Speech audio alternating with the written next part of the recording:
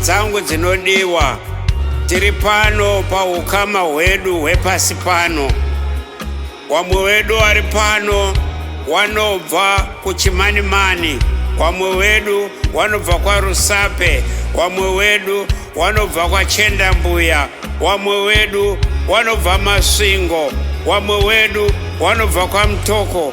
Asi zvakadaro adikani, kana tafa taakudenga tineta mhuri imwe chete, hakuchisina zvenzvimbo kana matunhu kana mitupo chaiyo kune kusisina.